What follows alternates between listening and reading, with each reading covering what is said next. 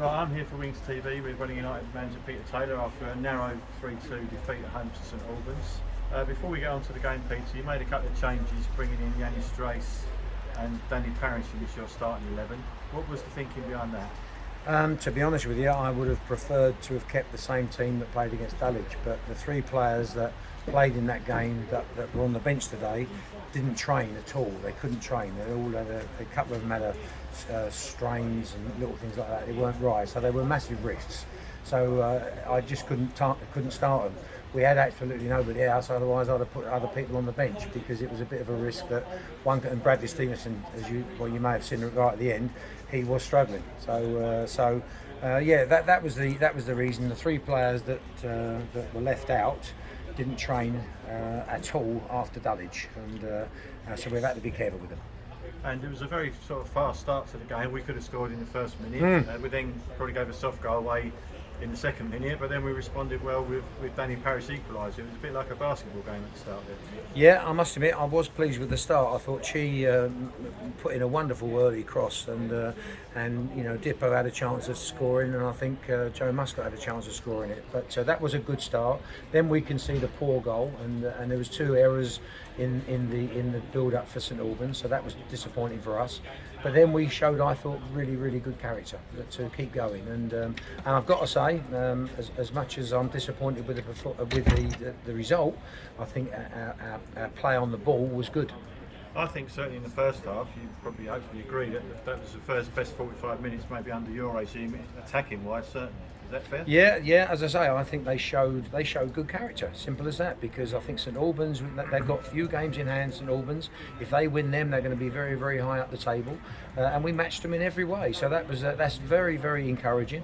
But as I say, I think that looking at the team now, if they'd have conceded that 2 months ago, we wouldn't have been very good. We wouldn't have shown the character we showed today. And then we've gone in front just before half time again. A nice gut finish from Shokunbi, good ball through, and he's finished it. I mean, last week he had a similar chance at Dulwich, didn't go around the keeper. This time he's gone around the keeper and tucked it away. And again, disappointing, although to be fair, I think that's a good goal by St Albans, their second, but disappointing not going at half time in front. Yeah. Again, for us, it happens a lot. I can speak and say, it's a disappointing goal for us to concede. St Albans will say it's a good move from them. I understand that, but I was, disappointed with that. We've had 3 goals against us today, all with little cutbacks along the ground, and we've got to do better than that.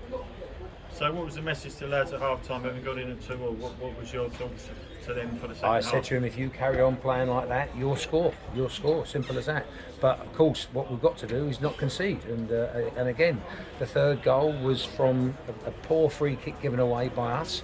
And eventually, they had a bit of build-up down their right-hand side.